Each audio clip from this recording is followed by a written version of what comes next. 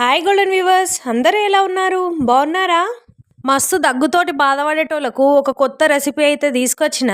ఆ రెసిపీకి ఒక పావు కిలో అంత బెల్లము, కొంచెం అంతా సొంటి ఉంటే చాలు. ముందుగా బెల్లాన్ని అయితే ఎచ్చిపచ్చి దంచి దాంట్లో కొన్ని నీళ్ళు పోసి గరం చేసుకోవాలా. ఆ బెల్లము కరిగి మొత్తం నీళ్ళు లెక్క అవుతుంది. ఆ తర్వాత చాయ్ జాలి పెట్టి వడపోసుకొని అయితే పక్కకు పెట్టుకోవాలా.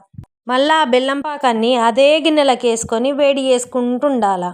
కొంచెం బబుల్స్ లెక్క అయితే రావాలా, తెలిసిపోతుంది మనకు పాకం వచ్చిందని. ఈ లోపల సొంటిని ఎచ్చిపచ్చి దంచుకొని మిక్సీలో వేసుకోవాలి. అట్లనే వేస్తే మిక్సీ ఖరాబ్ అవుతుందని ఎచ్చిపచ్చి అయితే దంచుకోవాలా.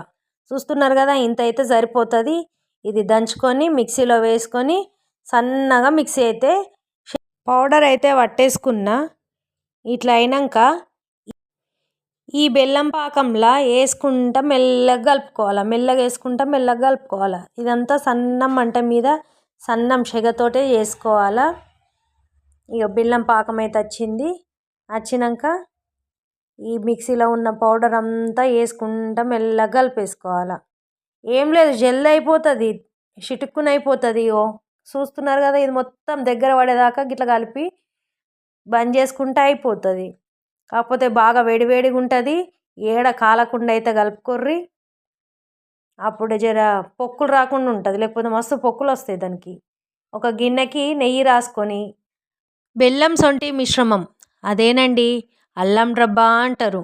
మా చిన్నగా ఉన్నప్పుడు ట్రైన్లల్లో బాగా అమ్మస్తుండే అల్లం రబ్బా అనేసి. అదేనండి ఇది.